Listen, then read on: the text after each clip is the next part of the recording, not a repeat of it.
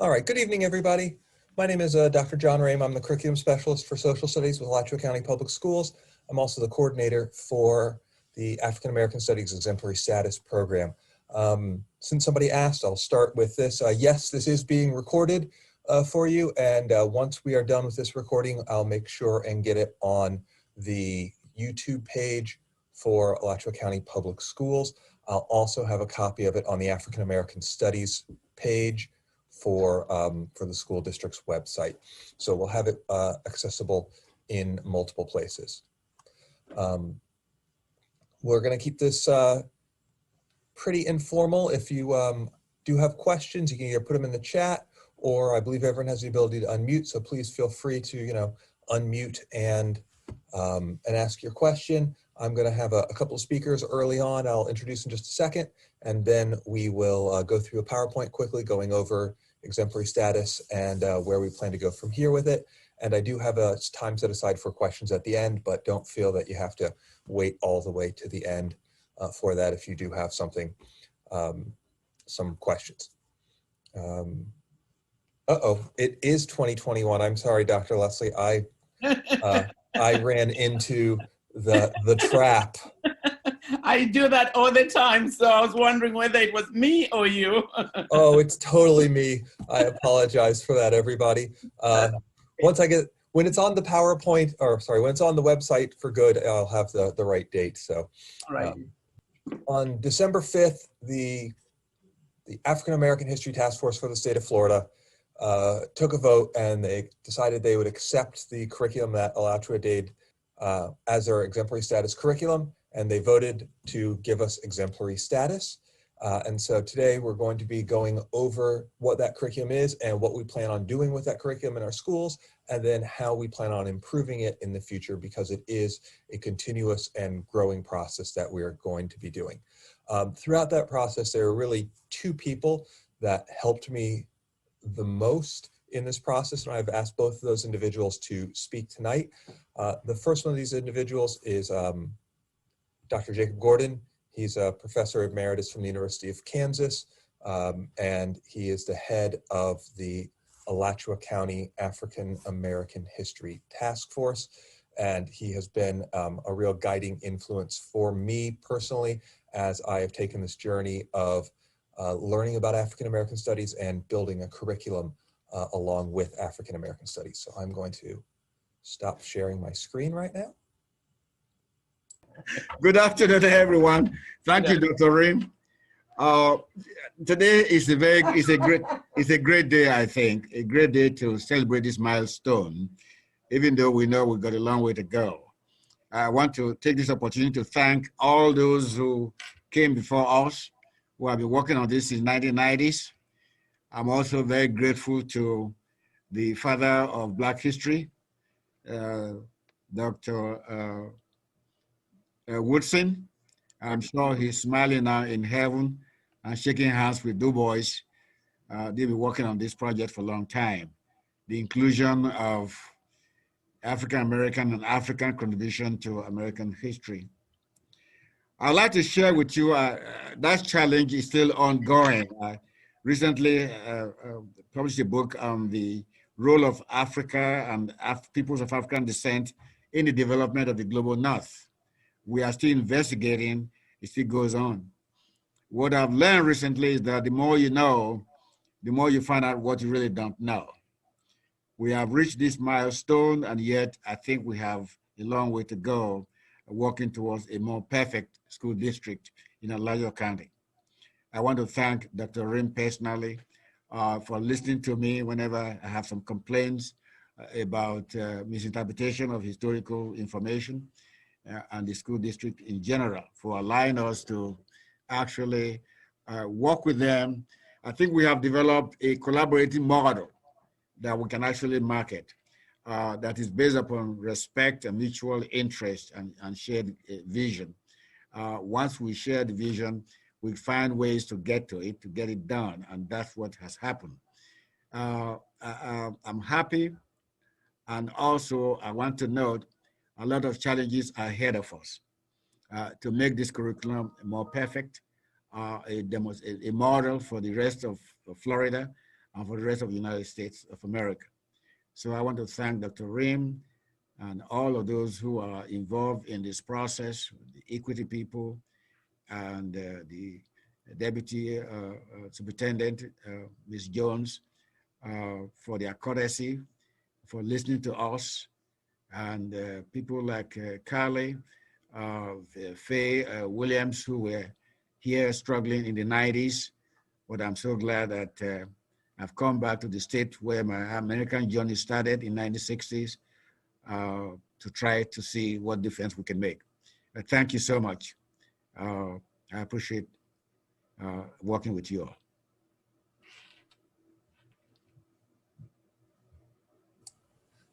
Thank you, Dr. Gordon. The next person I'd like to introduce who's going to be speaking with us tonight is Dr. Patrick Coggins. Dr. Coggins is one of the people who I could not have done this without. He was our consultant on this, and when I heard Dr. Gordon mention vision, he is one of the people who really helped me make that vision of what African American studies in Alachua County was going to look like. He really was behind me with the crafting of that vision so that we really have an African American studies program that will flourish and continue to grow over the years. And I cannot thank him enough for everything he has done. And so it is really my honor to have him say a few words here at this time. Thank you very much, Dr. Ram. And let me start by thanking Professor Gordon.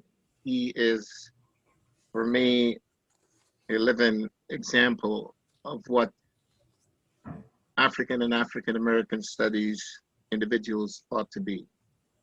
And I remember meeting him in April several years ago and talking about this project.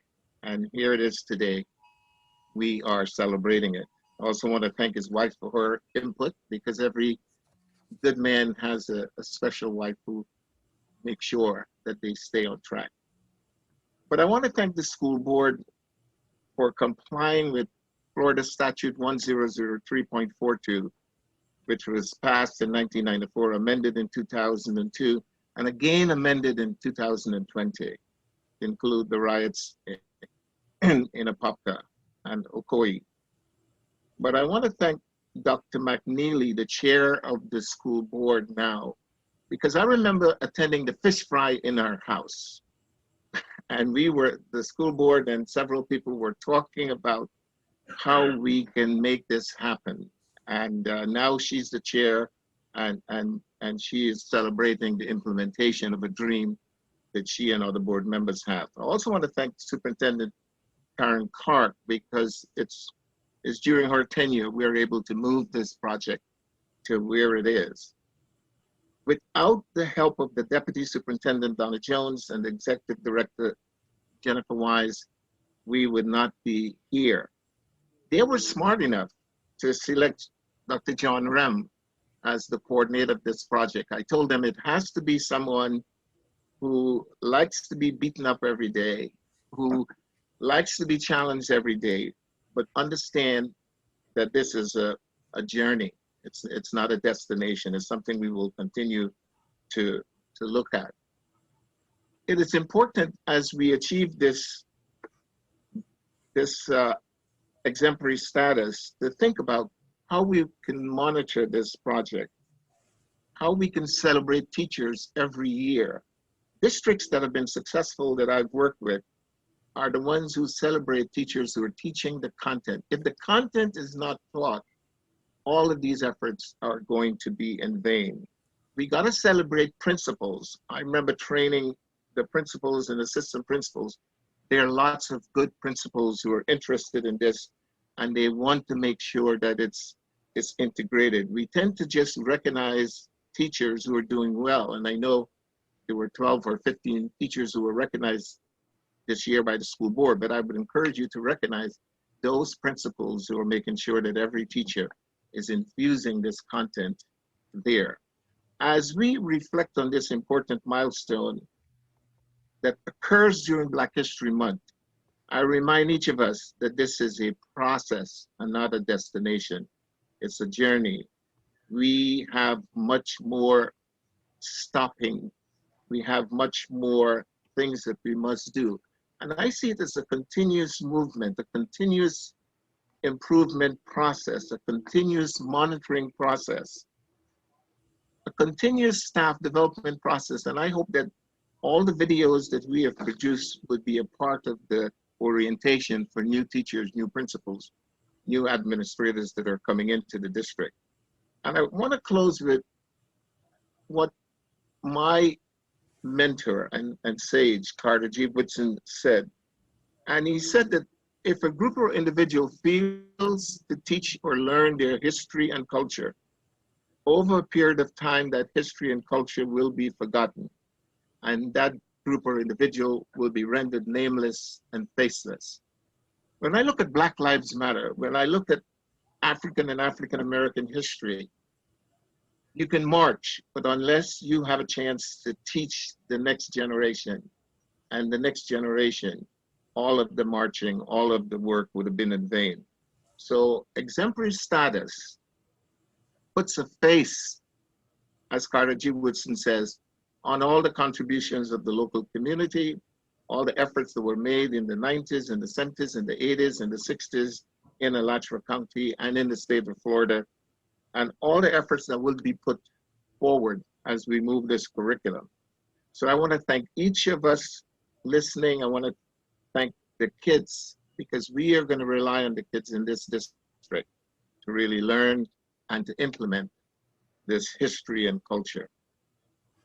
African and African American history is not Black history alone. It is American history. It is Latin American history. It is world history. So I'm excited, and I'm part of the family. And one of these days, I hope I can also move to Alachua. It's a nice county to live in. But in the meantime, I'm going to stay in Volusia. So God bless you. God bless each of you. Allah bless you. Buddha bless you. And continue to understand that we can make a difference, and we showed it. Thank you. Thank you so much, Dr. Coggins. So really quickly, in case you have not heard before what exactly exemplary status entails, the Commissioner of Education's African American History Task Force identified 6 criteria that determine whether or not a district can be considered exemplary. I believe one of the major writers of those 6 criteria happens to be in the Zoom call with us right now, Dr. Coggins. So one of those things is school board approval of the initiative. We also have structured professional development, curriculum, structured teaching of that curriculum, university and school district collaboration, and then parent community partnerships. I'm going to go real quickly over what we sort of did in each of those. And I say real quickly, I mean 2 or 3 minutes on each of those, so we don't take too long here today. And then we'll move into sort of where we're going from there.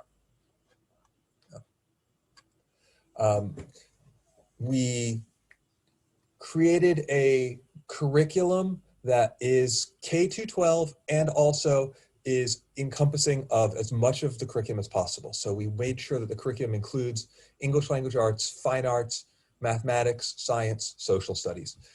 In doing so, we created curriculum guides that let teachers and students know specifically sort of themes that we would have at each grade level that could run their way through each one of these core subject areas. And these curriculum guides then can help lead the teachers as they build their own personal curriculum, as they build lesson plans, as they work African American studies into what they are already teaching, right? Because we're dealing with an infusion model. Now, in addition to having these curriculum guides, we didn't just say, hey, teachers, go ahead and make your own lesson plans.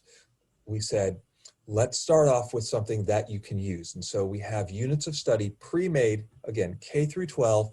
There is a different number at each of the grade levels. It kind of just depends on where we thought important areas were and important time frames and important subject areas were. But we have different units available to teachers in each of these core areas at each grade level, K through 12. So in the end, we wound up creating 122 unique units that teachers can wind up using, or that they can take inspiration from while they build their own lesson plans, along with 311 modules. So within those 122 units, there are 311 modules that wound up taking place, which shows us basically each unit is approximately 3 modules. These units, though, I will say, some of them are 2 or 3, some of them have as many as 8 modules running through them for teachers to pull from. Now, we use the term module instead of lesson plan very deliberately, because in our eyes, a module is something that can be injected into the lessons that are already happening for the teachers, and it isn't something that just has to be done at a very specific place or a specific point in time. That being said, we've gone back and we've taken these modules and we have incorporated them into the scope and sequence in various points in various courses, so that teachers have an idea of where they could best fit being taught during the school year. In addition to this K-12 curriculum that we have also added into each of the high schools an African American history course. Last year, every high school in the district offered at least one section of it.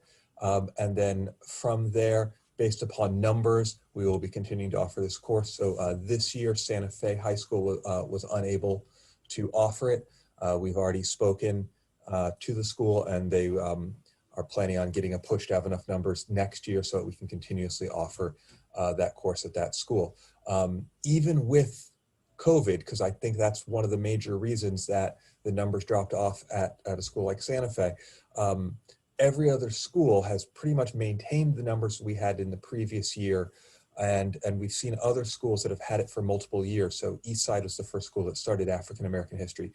Their numbers have swelled to the point where Ms. Lyons, the teacher there, has 2 full sections every single year of African American studies.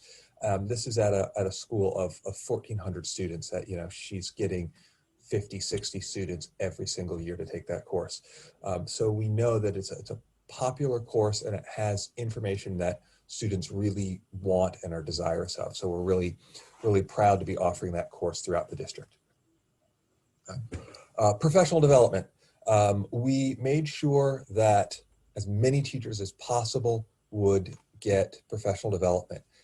This year being a strange year, the rollout was a little slower than we had planned, but a training video was sent to every school, so that in October of 2020, every teacher was to watch that video and know how to access and utilize the African American Studies curriculum that we've built. We plan to have this be an annual thing so that teachers can constantly get a refresher on how to use this material, as well as, since it is in video form, if a new teacher gets hired, say halfway through the school year, we can give them access to the video at that time. So they'll always know how to do access to the materials. We also have a variety of other professional development out there to help them gain more information on the content. I'll skip down to the bottom here. EverFi 306 is one of those content-based ones that we have. One of the people on this call right now, Dr. Agnes Leslie, runs one of these conjunction programs that we have at the University of Florida Center for African Studies. That is this amazing thing where every year she trains about 10 teachers in African history, and they create African lesson plans, and it is absolutely fantastic. And I know she's been doing that long before we started Exemplary Status, but we definitely need to thank her for everything that she does with that training. We trained all the school-based administrators on how Exemplary Status curriculum looks, what to look for in a classroom if they're doing a classroom visit, and why they should be excited about it. We have digital versions of that training available as well, so that it's on demand for teachers at all times. We have happening and in development African American Studies professional learning communities. Right now, the 2 that we have going are for the African American history teachers, as well as for the social studies department at Oakview Middle School out in Newberry. But as more schools become interested in rolling this out, we're going to be building more of these professional learning communities so that the teachers are taking ownership of the material and are going to be working on it themselves and implementing it themselves.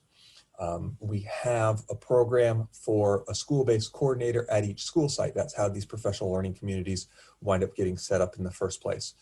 This coordinator, we call them the African American Experience Advocate, helps to plan school-based events, helps to provide school-based professional development, and they do that important feature that Dr. Coggins was talking about, help with the reporting process back to us so we know what's happening at the school, as well as what else they need at the school to help them supplement their African American Studies curriculum and to help them make sure that that implementation is as best as possible in each individual school, because we know each individual school has its own unique needs. So having those boots on the ground at each school is a really important thing. Our partnerships, I put also on slide. Obviously, you heard from Dr. Coggins. He's been a very important partner from Stetson University. The University of Florida has been working with us. The African Studies program, again, that Teacher Summer Institute by Dr. Leslie has been going on for many years, and we are so grateful for her and her commitment to African Studies. The African American Studies program, multiple professors in that program helped with the creation of units, as well as helping out with presentations to students and faculty members throughout the district. We have also, to thank in the community, the Alachua County African American History Task Force.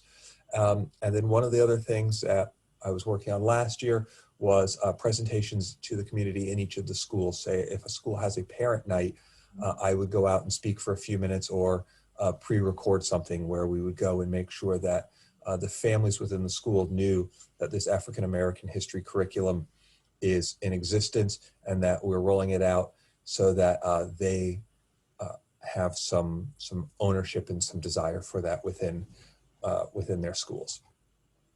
So that's where we are at so far. We don't have a whole lot of time, and I do want to offer some time for questions, so I'll go real quickly through this part too. Future implementation. As I said before, exemplary status is not an endpoint. It is a celebration of what we have done so far, but we want to continue. When Dr. Gordon and I started talking about missions and vision statements, exemplary status is one of those things we wanted, but we also said we want to be not just Florida good, we want to be nationally good when it comes to African and African American studies. And so we think these future implementations will help lead us there. So we will do annual data gathering to determine future needs. This is going to be surveys to teachers. This is going to be surveys to schools as well, so we know what they're doing each year and what their continuous needs are. We have continuous professional development in the form of online, on-demand professional development, as well as in-person professional development. We had an African American History Educators Teachers Conference in 2019. We plan on continuing those conferences, and in 2021, at the very beginning of summertime, we will have a virtual African American History Educators Conference this year that we are in the middle of planning right now. As I mentioned before, we have these 2 professional learning communities this year, and we hope to see those expand into more schools as other teachers see the need and the desire to implement African American Studies greater at their school. We are doing school site specific work as well with different schools so that I or other people are going out to different schools and working with individual teachers or working with groups of teachers so that we can help really build and foster African American studies within their schools. We are continuing to build more units as well as more modules. I'm working with a group of 6 teachers right now to create elementary mini units. The idea behind these are there'll be 10 to 15-minute lessons that'll happen, say, once a week on a new subject area, so that these things will be introduced to students at a very early age. And this does not replace the larger units, but the introduction of topics, of people to these students so that they have that little bit, that little reminder every week, and so they have that information to hang the larger information onto later on, which is so important. We're working, in addition, on some secondary STEM units as well, because we felt that the representation of STEM was not great enough in our first exemplary status offering. So we want to make sure and build more of that. In fact, this week, or last week, I should say, alone, we added 3 more STEM modules to the interdisciplinary studies site for teachers to be using. So we are constantly updating those STEM lessons as we work there. And the last one is a project I'm working on this year with the Samuel Proctor Oral History Project at the University of Florida, where some students from the Oral History Project are getting excerpts of important oral histories in African and African American studies in the state of Florida, and they're excerpting them and they're building discussion questions. So those are ready and set for teachers to use the excerpt to have a reading for the students. They can then listen to it as well and then have discussion questions pre-made. And we'll have them topically based, and we'll be able to scatter those in again throughout scopes and sequences so teachers know when would be great times to use those. So I'm really excited to be working with those students, and Dr. Ortiz and Dr. Cordova are both working on that with those students as well. So I'm really excited to be working on those. We have our first sample, one of those done, and I hope to have a few more made in the next month or so. So those are sort of our future implementation plans that we are going along with at this point in time. So that is a really brief overview of everything that we've done for exemplary status. So I want to open the floor. Does anyone have any questions? And again, you can either put them in the chat or feel free to... Dr. Ream, this is Barbara Magdade Gordon. I'm in probably one of those vocal things. Hold it just a minute. I think it might be Dr. Gordon. I'll mute him. I really like the professional learning communities. I like that idea. Could you just briefly explain the components of that, the professional learning communities? Sure. So professional learning communities, and I probably only explained it before in teacherly terms. I want to do that sometimes, so I do apologize. The idea behind a professional learning community is that instead of creating a professional development where someone else leads the instruction, the teachers themselves are the ones who are responsible for the instruction, the building of the instruction, sort of what goes on within this time. And while often people think that that can turn into sort of a chat fest and people not working, one of the things we found is that teachers don't do that. They get in there and they really get to work and they get invested in what is there. And that's why we use professional learning communities, because that investiture by the teachers really makes their commitment to the material stronger. So for example, and each one of these can be different because each one focuses on something different. The one we have at Oakview, they really wanted to focus on building their content knowledge. So we decided that we were going to get a speaker in once a quarter, and that they were going to build their content knowledge from that speaker. And then from whatever that person said, they as a group were then going to start building lesson plans and ideas and sharing those ideas and lessons with each other so that they could all take part in what everybody else was making. And so we see that in that investiture that takes place. And so each professional learning community, as I said, is a little bit different, but in general, the idea behind it is just that they take ownership and they make the decisions on sort of the direction and the focus that it's going to be on. Ms. Ernie, I saw you had your hand up. Yes, Dr. Rim. I have a couple of questions. Well, I just think this is just so awesome, and you've had such hard circumstances to have to do all this work in this last year going forward in this COVID period. But I'm wondering two different things. One, what do we know about the makeup of the students at the high schools that are demographically, who are taking the courses offered at the high school? And my second, if that makes sense, and then my second question is, in the units of study that have been being developed, K through 12, do the individual grade levels or schools, does it just depend on the school and the culture of the school, how they decide when and how many units they're going to employ and use and do, you know, rather than sticking it into Black History Month, as it's always been, unfortunately? Any information that you can share? Sure. So let's start with your first one. The makeup of the student demographic, that actually changes a little bit depending on each of the schools.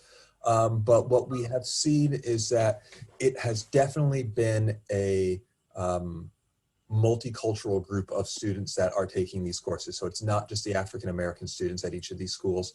I don't want to hazard a guess at the exact numbers, but and if you'd like, I can actually look those numbers up for you and get them to you specifically at a later date.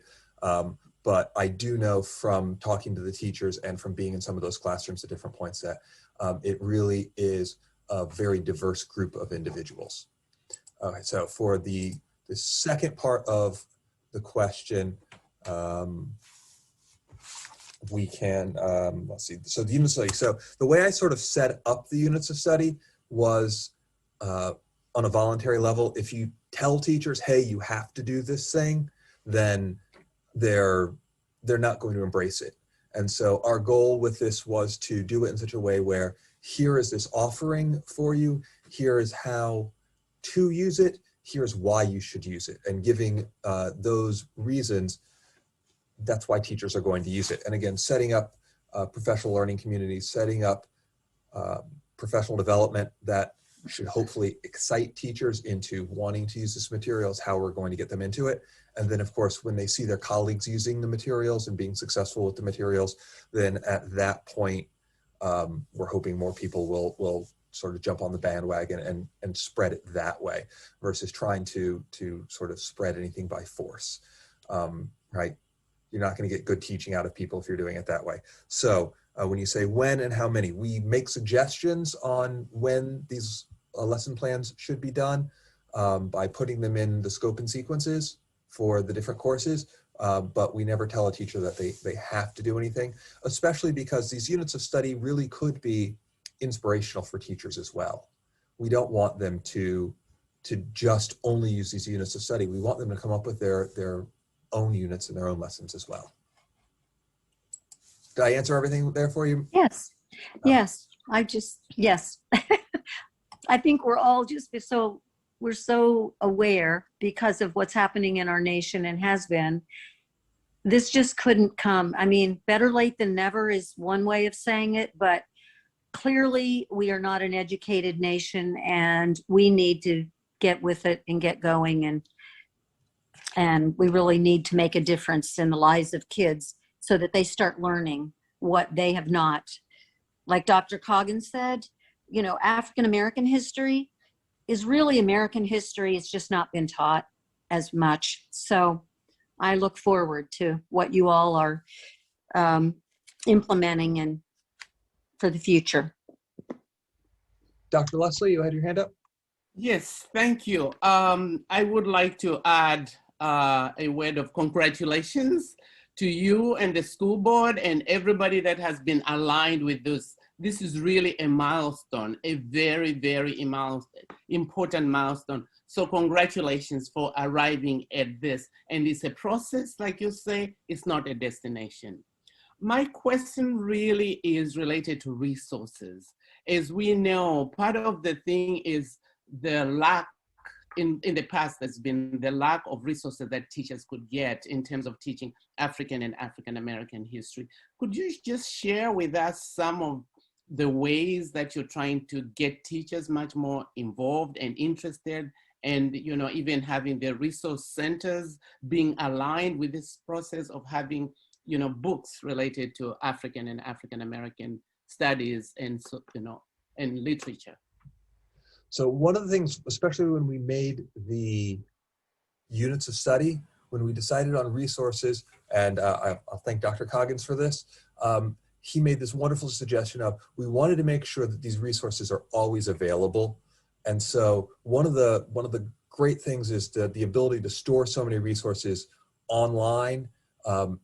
So our goal was for each of these units to make sure that every single resource we had was available online digitally for the teachers. So if you look at, I have some sample lesson plans on the African American Studies website. If you look at those sample lesson plans or any of the other ones, every single one of them has direct hyperlinks to the resources.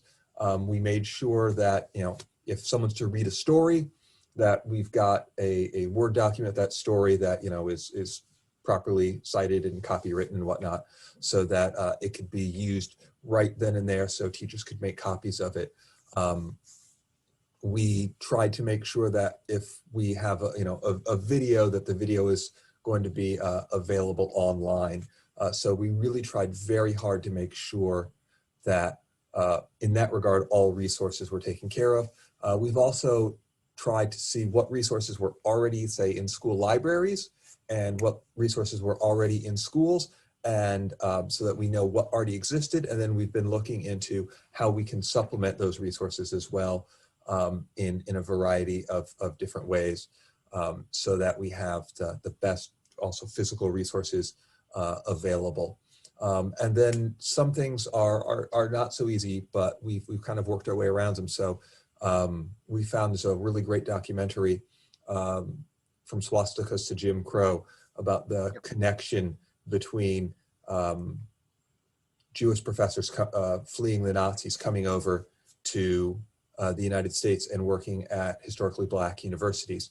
And one of the things we see is that relationship was fantastic, but it was a very expensive documentary, but we were able to buy a singular copy that I now can check out to the schools on a loaner basis. So we're trying to have some innovative ways of using materials also, since that only comes on DVD like that, or to make sure that they're online. If there's an online version of something available, making sure there's an online version of something available. If there's only a hard copy, making sure that we have enough hard copies or have some sort of innovative ways to get them to all of the teachers in the district. John, if I might just add very quickly, this is an opportunity. I think what the teacher raised is very important. This is an opportunity to say to the school board and all of our business partners in Alachua, you need to set aside money so that you're not just digging into the social studies budget or digging into the language arts budget. We need to have more financial resources set aside. Why? Because this is part of the law, 1003.42. And I don't want us to forget that. This is the law. It is required instruction. So we need to keep pushing the district and the school board and our business partners to come up with money, because we don't want to deplete what social studies has. We don't want to deplete what language arts. What we need is another layer of funds to support this initiative. And, you know, I know that some of the teachers have had to go online to ask for resources to teach, you know, their classes. So that's why I brought up that question as well, related to what Dr. Coggins brought up too. So that maybe there should be a line and many more resources, you know, dedicated to teachers, you know, so that they can have that as an incentive as well. Can everybody hear me now? I'm fighting with it. Yeah, I can hear you loud and clear. Okay, trying to unmute myself. I got a couple of observations to make. First, I think I wanted to mention that one of the shortcomings in the curriculum, actually a challenge, is our local history. And that has challenged the task force to create the African and African American Historical Society in Alachua County, already approved by the state as a tax-exempt status. Our hope is to use that venue to begin to document the history of Alachua County. Very rich Black history in Alachua County. We have to find a way to pull them together so that they become more usable. There are a lot of oral history going on with my friend Paul at the university, but the Black history in Alachua County is far beyond that. And so this society is going to be working with school district to begin to document what we have in Alachua County. I also want to mention another challenge as we move forward. And Dr. Reem and I have talked about that. And that is the challenge of creating a district-wide standard. The state standard is too narrow. It does not really motivate teachers to teach what they ought to be teaching when it comes to African and African-American history. And so that's a challenge moving forward. Maybe when we create our own standard, far and above what the state requires, that will become a model for teaching African-American and African history in the school district. Lastly, I want to mention that if at all possible, I would like to see a textbook on American history that is more inclusive than what it is now. That will become a requirement for all students who finish high school in the school district. A good American history that is inclusive, not only the usual American history, but one that can document the contributions of all groups into the development of this great country. And I want to thank especially Ms. Wise for her effective leadership. I know she's quiet, she's behind the scene, but I know what she does. She's the executive director of the school district from K-12. Thank you, Jenny. We appreciate you.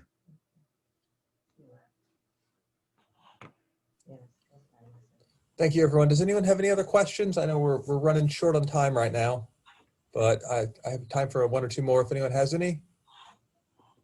The general question, John, you might address.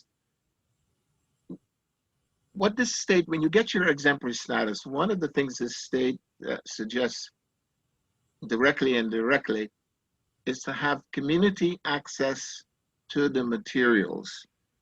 And I'm wondering if the district has considered a portal where parents as well as community folks, in addition, like the University of Florida, University of Stetson, can access your resources and use it to educate churches, to educate students, to educate.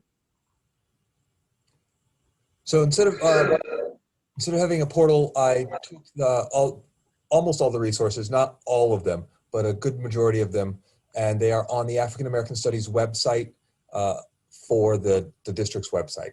So let me try and say that a little bit better. So the district's African American Studies website has all of those resources specifically on it in its exemplary status section. Okay, and then this is my last point. In that regard, one of the things I've been saying to ministers, whether they're Black ministers or white ministers or Hispanic, Latino or Asian, is that these materials are materials that they can use for the education of their parishioners. And maybe with the Heritage Society being developed and the school district, we can let the community know that these resources are available and how they can address it, how they can use it. They can't use all of it, but they can use some of it depending on the staff they have and the resources to educate the community, because that's the biggest part now is community education. Parents, they're gonna get the students, but it's the parents and the community to know that this is now available. Thank you, Dr. Young. I would like to invite all of you to join us after the exemplary after this presentation. The certificate will be presented at tonight's school board meeting to the superintendent. I believe Dr. Gordon will be joining me and saying a few words there as well. Here, one more time, I put it at the beginning, but here is a link to the presentation so you can get directly to the YouTube channel for Alachua County Public Schools after this meeting is over with. So you can open that up and get right there. Thank you so much, everybody, for being here tonight. I greatly appreciate each and every one of you for your attendance and in so many cases for your help, your wisdom, and your guidance. Thank you, Dr. Reem. Thank you, everybody, for everything. Thank you. Thank you. Thank you all. Have a nice night. All right.